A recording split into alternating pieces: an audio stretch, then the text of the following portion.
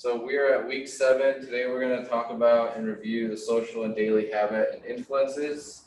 We'll talk about digestion. And then for homework, you'll have fad diets, PowerPoint. There's questions on the PowerPoint. So when you reflect in your C reflections, you'll be reflecting on some of the questions in fad diet PowerPoint. Okay, so it'll direct you to what those questions are. Reflection due on 10/4. We'll get into talking about what fat does to the brain and mental effects of obesity, and then talking about eating disorders for homework next week. And then your proposal for your class presentation or your research will be on 10/18. So by 10/18, you should propose what you're going to present on. So you don't have to have the presentation done, you don't have to have the research done, but by that time you should have your thoughts and a submission for your proposal. We'll talk a lot about that in the beginning of week 8 and in week 9 leading up to that proposal. So if you have any more questions. I also have a video on Canvas as well, as I went over last week in class. So I have that already in week 8. So if you want to get ahead and look at the tips for formulating your research questions, I have some information here. Okay. As far as today goes, we're going to talk about preventing childhood obesity with daily routines and social influences. So I took some students' responses, and we're kind of going to talk about what some people said. So Connor, this is what Connor said about insulin. The glycemic index.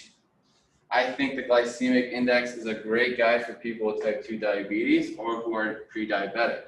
To select foods that won't overwhelm their blood sugar levels. The glycemic index classifies carbohydrate-containing foods according to their potential to raise your blood sugar level. Foods with a high glycemic index value tend to raise your blood sugar higher and faster than foods with a lower value. With help from Dr. Castro at the Mayo Clinic, I identified a few limitations of the GI that should be kept in mind while select foods for weight loss. Concerns include glycemic index doesn't show how a single food item versus a combination of foods can impact blood sugar differently. 2, the GI doesn't consider all variables that affect blood sugar, such as how food is prepared or how much is eaten. And 3, the GI doesn't include foods that have low or no carbohydrates and only includes carbohydrates containing foods. 4, the GI doesn't rank foods based on nutrient content, so foods with a low GI ranking may be high in calories, sugar, or saturated fat. So based on those 4 points there, Connor, what can you gather from that as far as the glycemic index? Well, number 4 is what kind of stood out to me the most, that when you're talking about obesity, there's so much more than just carbohydrates. Right. And the glycemic index that you have to consider while trying to select the right amount and types of food. Right.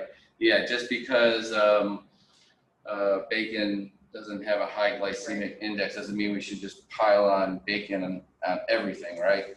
Doesn't mean we need to choose the opposite, which is, a lot of fat and protein, which can be hard on the kidneys if you're eating lots of protein. But let's not go too far into that. Anything that stood out to you as far as insulin goes, like what helps you kind of understand insulin a little bit better, or the glycemic index? One of my best friends growing up had type 2 diabetes, and I didn't really understand a lot about it. I didn't realize that there was more to it than just like watching what you eat. Right.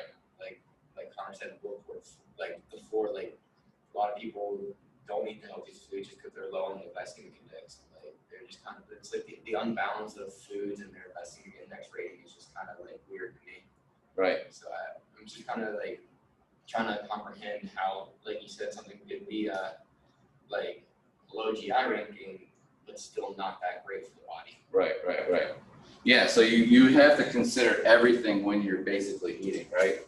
So we know that insulin is released when we eat simple sugars like, something like white bread, for instance, or potatoes, or something like straight sugar. But when we add that protein or fat, it kind of slows that glycemic index up, or the blood sugars up. And we know that if we're sensitive to insulin, we allow that sugar to go into the cell and we use it as energy. And we know that if you're resistant, we don't allow that energy to get into the cell to be used as energy, it goes straight to fat. So we do have to consider the glycemic index in foods, but that's not the end all be all. But we do need to be cognizant, or we do need to be aware of what foods have higher GIs, what foods have lower GIs. But as we've noted here, you still want to look for high quality, dense, nutrient dense foods with vitamins and minerals. You know, really looking for foods that have natural amounts of vitamins and minerals. If you see foods that just contain carbohydrates, for instance, but it has low insulin or low GI, it doesn't mean that's going to be necessarily healthy. Trying to find foods also that have a little bit of protein, carbs, and fat, that's always better than finding something that is just straight fat or just straight protein or just straight carbs, right? So the obesity maps, students said that in 2019, the updated obesity maps from the CDC shows increase in adult obesity prevalence. 12 states now have an adult obesity prevalence at or above 35%, which is up from 9 states in 2018 and 6 states in 2017. This is even more relevant this year because obesity worsens outcomes from COVID-19, increasing the risk of hospitalization and death. So we're just at a very tough time. Like we've talked about COVID-19 in the beginning of class, how it's affecting our semester, our ability to kind of discuss and kind of broaden and further our knowledge of what we're learning in class and have that dialogue. And so we're really having to learn how to adapt and really, you know, trying to get the most out of our virtual classrooms. But as we know, it can be tough and challenging for many people, especially because obesity is going to rise. People are not as active. I saw in PowerPoint that there's no information for New Jersey.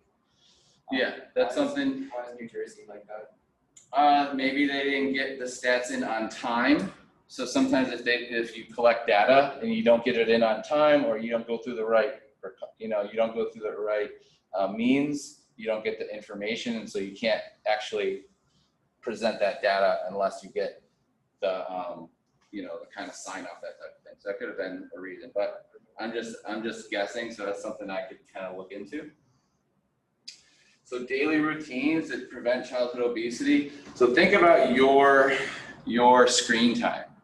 Does your phone tell you how much screen time that you have per day on your phone?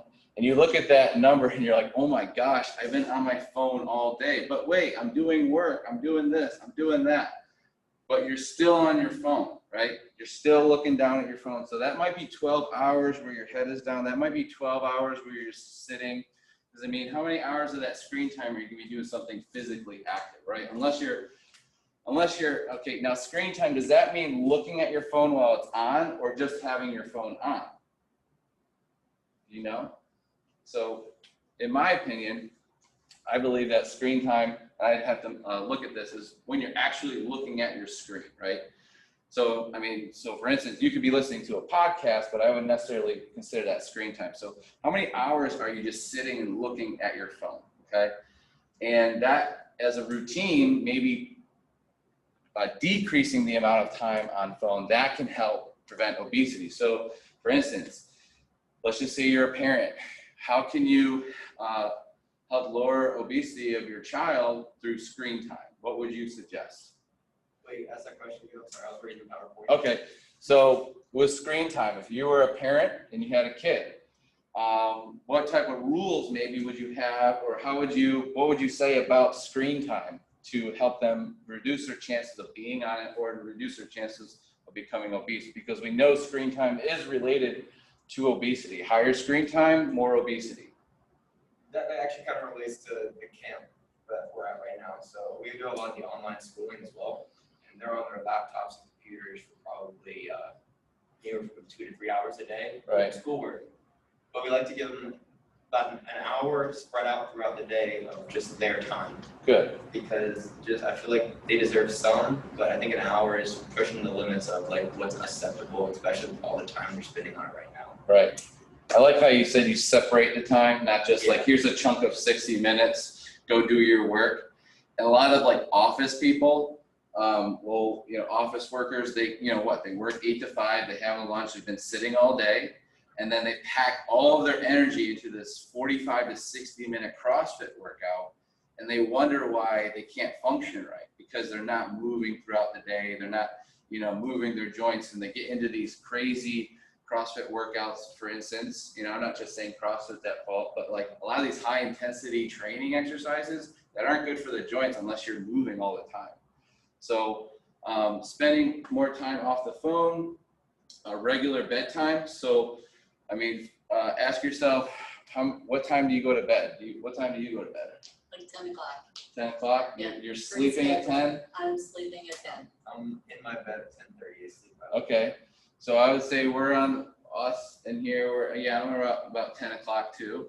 I'm basically dazing off at 9, and I'm just relaxing by 8, and I'm basically done eating by 7. I try not to eat anything really after. So my routine has been pretty much the same. So I can really gain weight and lose weight if I want to or if I don't want to. So if I'm really trying to gain weight, or if I'm really trying to lose weight, I change a lot of my daily habits. It might be, obviously spending less hours on my phone per day if I'm trying to lose weight, or regular bedtime hours. I'm trying to go to bed a little bit earlier. I want to get extra sleep so I can burn more energy the following day. I don't want to feel tired the next day. Also, when you are sleeping, you are burning calories. So preschool age children who didn't have a set sleep routine were more likely to be overweight by the time they became, teens. Okay.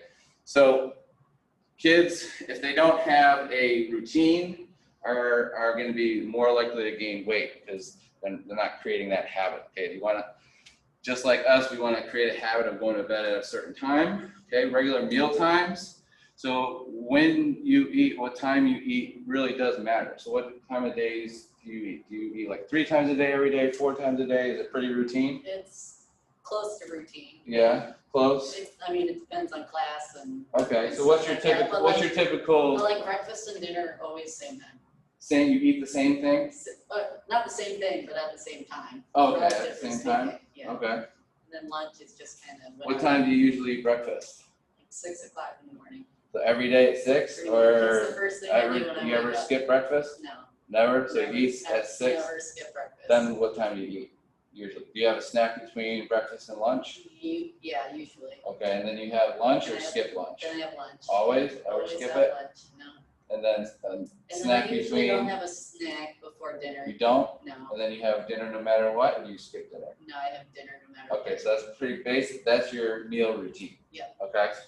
And so if you already have a meal routine, that's great. You're already kind of set up for either weight loss or weight gain, depending on what you want. Now you can take out a meal once in a while if you're trying to reduce weight. If you don't have to eat a breakfast, right? We kind of prescribe sometimes 2 daily habits, which are good, but for some people, taking out an intermittent fasting, I'm not saying that's a good idea and that we need to prescribe that.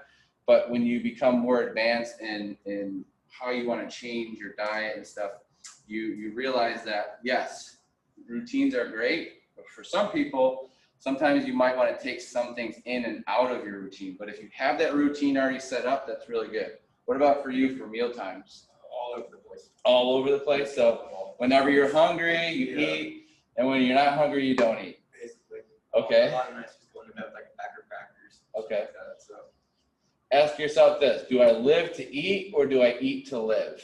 So what would you say? I definitely eat to live. You eat to live, and you I live. eat to live. You eat to live. You don't live to eat. No, Yeah. So ask people who are struggling with weight: do you live to eat, or do you eat to live? And then they kind of think about that, like, do I live to eat?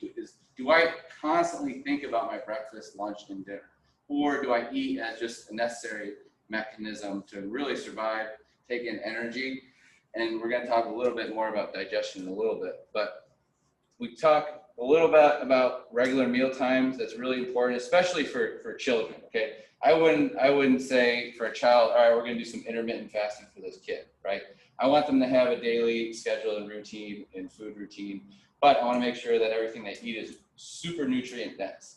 Not gonna take my 1 or 2 year old to McDonald's and be like, all right, let's see if they can eat this first cheeseburger and first fry. That's not the first place I'm gonna go. I'm gonna make sure they're getting mashed up carrots, squash, green beans, everything that's like dark green, different colors, right? Nutrient dense, especially when they're children. That's how I grew up. My parents fed me pretty healthy. We had, granola, and we had raisins and the nuts and the seeds and peanut butters and jellies and stuff like that. Very low calorie dense meals, but high in fiber, high in vitamins and nutrients. We didn't get a lot of the fast foods and the foods that I take when I was a kid, I'd take these lunch bags and I had peanut butter and jelly like raisins, and I'd be trying to trade all my food away. That's why I was really skinny when I was younger. I was super skinny because I probably just didn't like what I was eating. And so, it kept me skinny though. But circadian rhythm, so there's red light, which is the sun, and then there's blue light, which is a unnatural light. And so we try to avoid the blue lights, especially at nighttime. And if you get blue light from 11 p.m. to 4 a.m., that can really disrupt your sleep patterns. So you never want to look straight at bright light from 11 p.m. to 4 a.m. That's from Dr. Huberman, who's a neuroscientist from Stanford. He also said that circadian rhythm and our eyes are part of our brain. So our eyes are actually the only pieces of our brain that are outside of our skull. So our eyes are actually part of the same mechanisms that make up our brain, but they're pushed out of our skull, okay? And we sense light, particularly from the sun, and that sunlight allows us to understand the meaning of sleep and having a rhythm of sleep. So viewing a horizon of light in the morning and evening can help the brain regulate sleep and melatonin, okay? So naturally we can help our brain realize when it's morning, when it's night, and become better sleepers based on the horizon view of the sun. So if you can ever go to the beach, especially because we live here at the beach, and look at the sunrise and sunset, that's going to be really actually good for your circadian rhythm, because our brain recognizes the red light from the sun and it senses when we need to sleep and when we need to wake up. Okay, sitting down as a family to increase better eating habits. So social influences and communication are really important for preventing childhood obesity. If a child has a consistent meal schedule and eats early and within a positive environment, they were more likely to have physical and mental positive outcomes from that one study. Okay, so they'll have positive outcomes if they have a positive environment that has a consistent meal schedule. Okay, so it's really important, especially for children, to have a consistent meal schedule. They need to know when they're going to eat. I mean, that's basically what they do until they're 10 years old. When am I going to eat? How am I going to eat? So if you can create a routine for those individuals, it's going to reduce their chances of becoming obese, because they're not just going to eat a ton of food when they're super hungry. So you have social influences from Steve's and other researchers in 2016. Okay. Here's some clear view of the article. I know I had you read this article, and then when I looked at it, I was like, I can barely read it. So I took some pictures of the actual design, the setting, the subjects, and results. So there was 297 youths in this study, 53% female, and 91% were African American, and the mean age was at 12. Okay, using structured questionnaires and combined with an in-depth interview from 38 youths. Okay. The lack of health promoting rules in the environment increases the likelihood of youth becoming overweight because of lack of interest in physical activity and healthy eating. So that's one of the social influences. In this way, the authors of the article emphasize the importance of making a healthy lifestyle a priority in families in which youth require improvement of daily routine to address obesity and poor eating habits. So the subjects and the objective for this was social relationships. And the results included a combined interpretation of the results found that parents and caregivers have multiple dynamic roles influencing use, eating, and physical activity behaviors, such as creating health promoting rules, managing the home food environment, and serving as a role model for physical activity. So we know that based off here it is.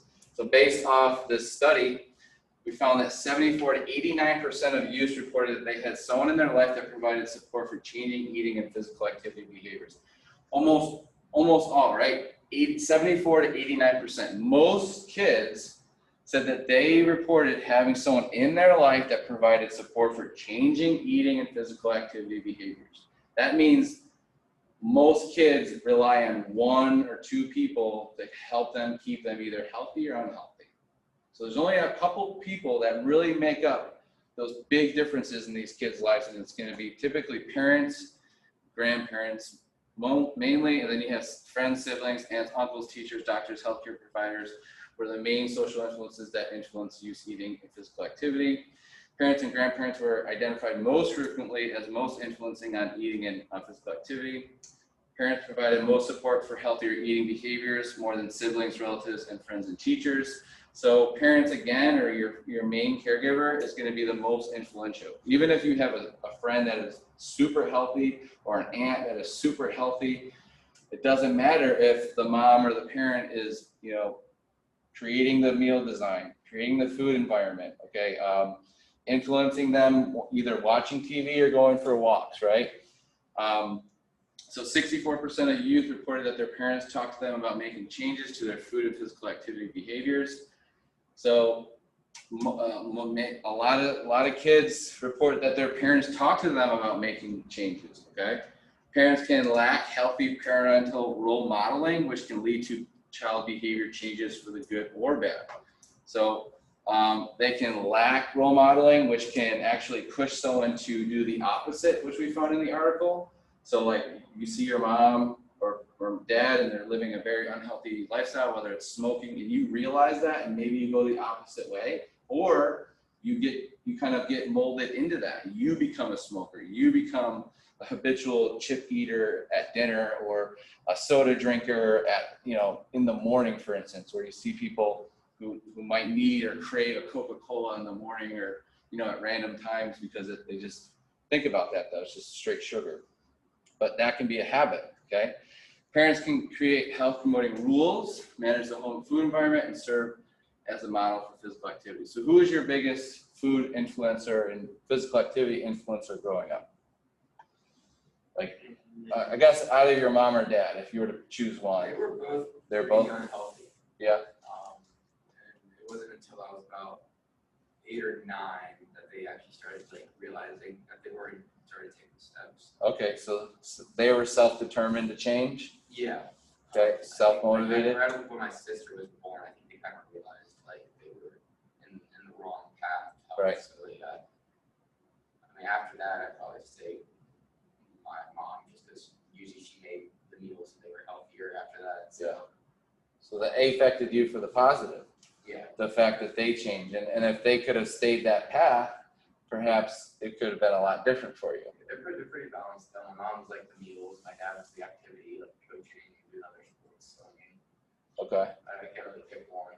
And what about your closest siblings or friends that really promoted you to work out or eat good? It'd definitely be my teammates and stuff like that. Were your any coaches really knowledgeable about what to eat or how to work out, or do you just kind of do it? You just when you work out, it's kind of you doing things for fun, and that's how you're working out. Pretty much how it was. It just everything was big game kind of, but we ended up getting a workout out of it. Right. So yeah, that's definitely lifetime fitness skills that we try to promote. Is just now we don't need to just prescribe running or we don't need to just prescribe workouts. We can prescribe, hey, what do you like to do? Oh, me and my friends like to play soccer. Why don't you do that a couple more times a week?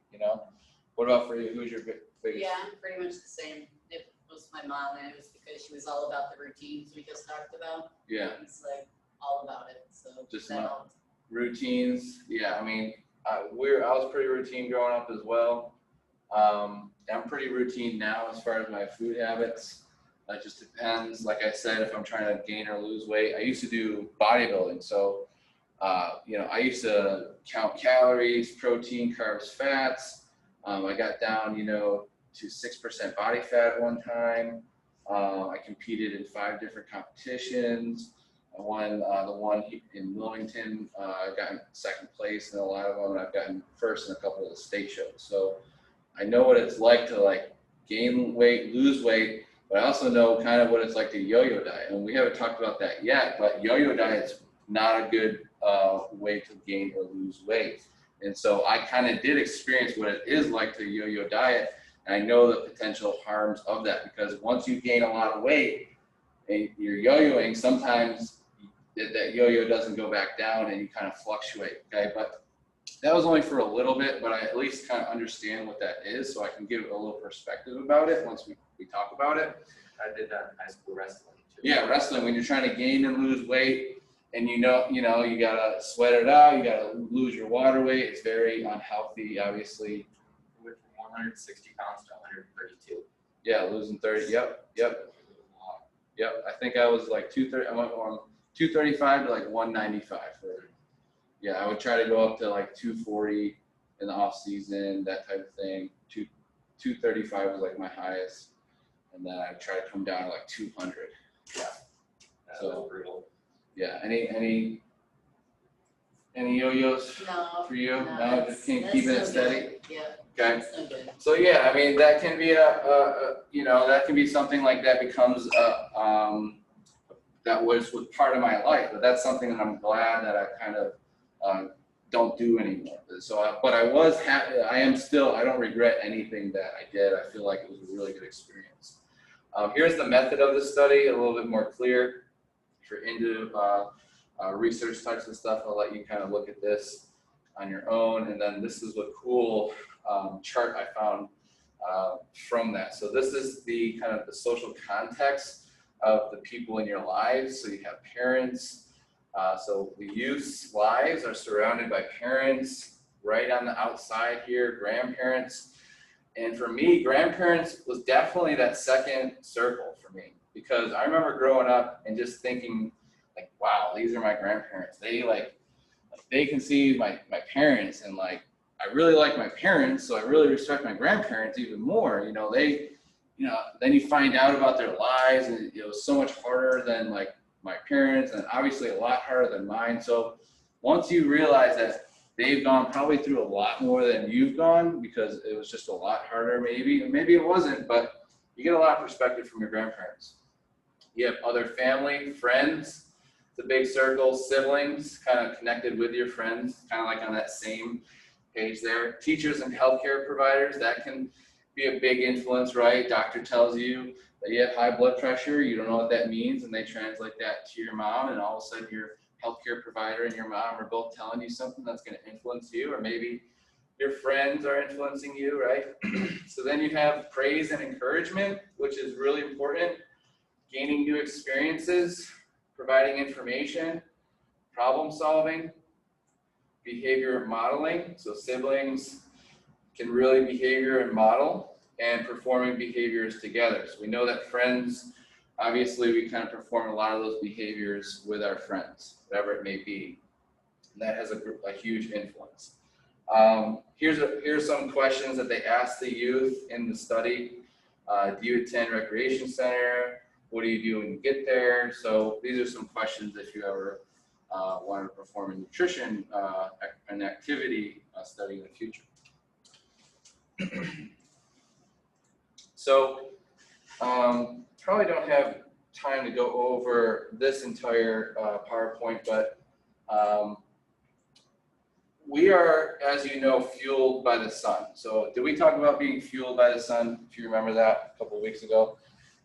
All the energy that we take in, we get directly from the sun. So whether the sun grows grass and the grass grows and the cow eats the grass and we eat the cow, all that energy that we get was basically borrowed from the sun. And then when we burn up that energy and it goes out, and that energy never dissipates. So energy can't be created or destroyed. It can only be transformed into new energy or translated energy. So plants convert sunlight into energy they need to grow and reproduce.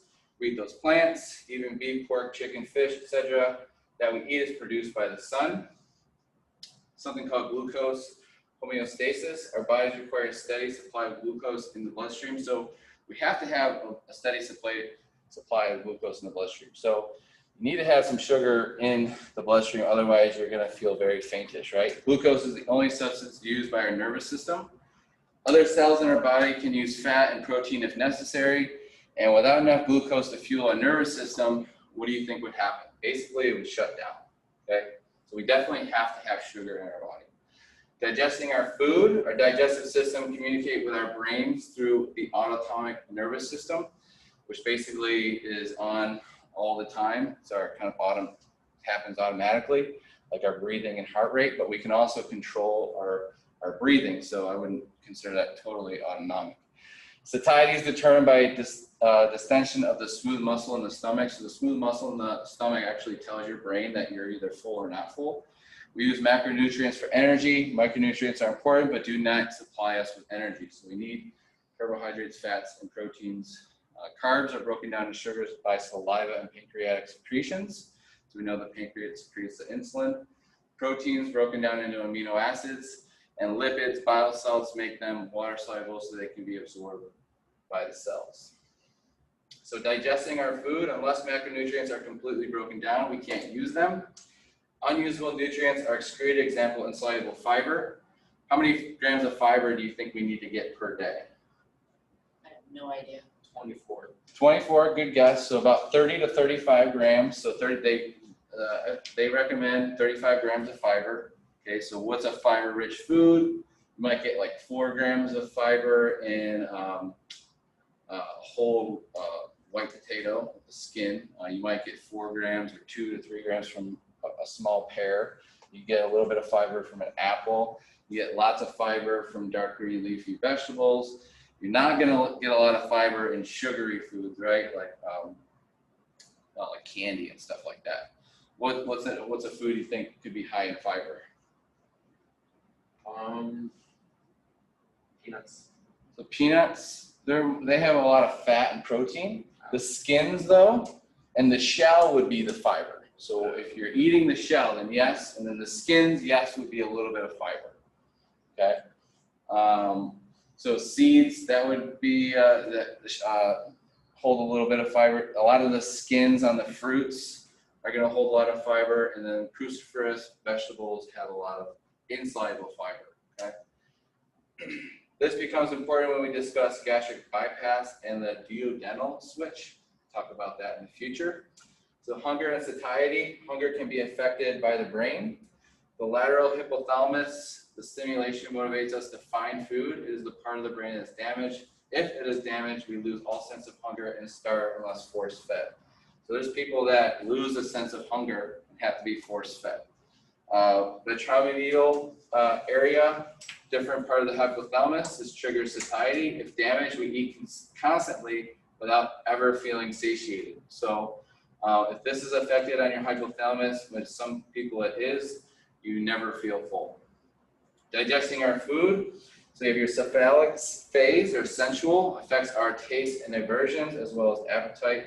More on this later. Also affected by our circadian rhythm, which affect our body temperature, secretion of hormones, sleep cycles, digestion, and appetite. Interdependence, eating at an unusual time can disrupt sleep. Lack of sleep or staying up later than usual can cause us to overeat. And digestion begins in the mouth, and saliva moistens the food and polarized by our teeth. So that's why our teeth are really good when you're eating like cruciferous vegetables like a kale or like a spinach or any type of green vegetable. You really want to chew that up, otherwise you're really not going to digest it. So you really want to chew up your vegetables for a longer amount of time than you think. Like a carrot, you want to chew up, especially if it's raw. Okay, when you cook it, it helps it break down quicker, and so you can absorb it easier. So you have hydrochloric acid, which breaks down protein and kills microbes. So you have acid in your stomach that kills off any bacterial or infections, and bile salts break down fat by making it water soluble. So bile turns fat into water soluble solution. Pyloric valve works food into the small intestine. The intestinal phase, the walls of the small intestine contract food, move food through the GI tract while absorbing nutrients into the bloodstream. So The small intestine is where we're actually absorbing the nutrients into the bloodstream. That's when it's small enough to actually send out to the rest of the body. So survival of the fittest, more like survival of the fattest. So we've become to kind of survive to be fat because, well, we see here the first Homo sapiens evolved in Africa. There was no agriculture. All food had to be hunted or foraged. Predators, including humans, ranged miles in search of food. Average calorie burn per mile was 100. And typical available foods available on African plains were vegetation, free-range meats, roots, and tubulars like cassava, small quantities of fruit. So super high fiber, super nutrient dense. They weren't eating loads of potatoes and fries and chips and tons of carbs. They didn't have a lot to eat, so people weren't really gaining a lot of weight. That's why when we gain a lot of weight now, it's because we have this overabundance of food and our body wants to store that food because for thousands of years, we weren't able to get that food. Now we have almost too much food. So we have a video here if you'd like to look at energy expenditure on your own time. Let's see what else we got left here so I don't go too far.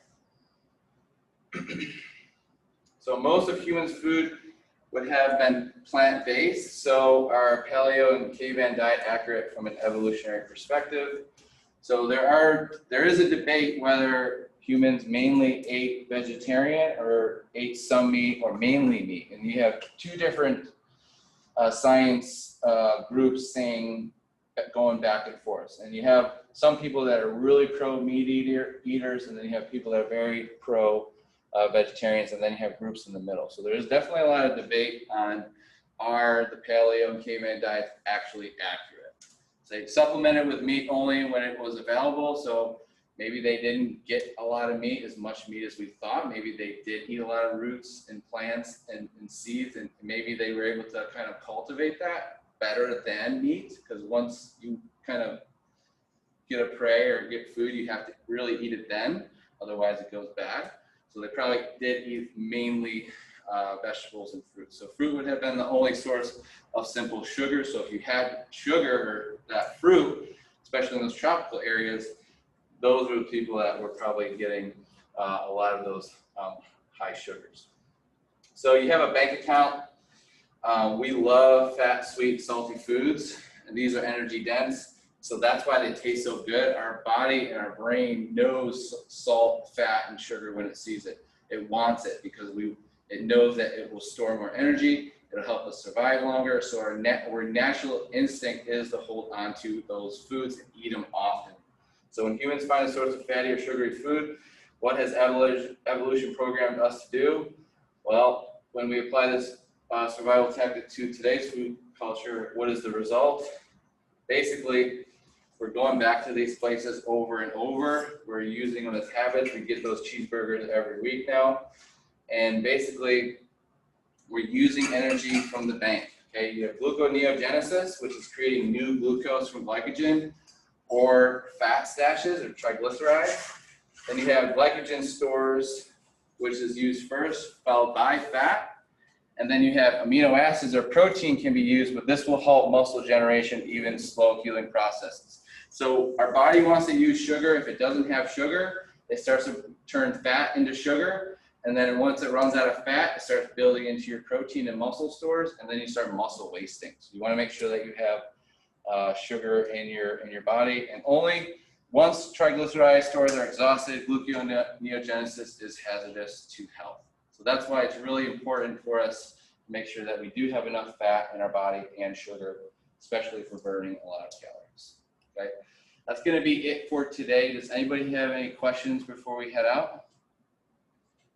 Cool. All right, we'll probably see you next Monday if you're going to be around, and y'all have a great rest of your week.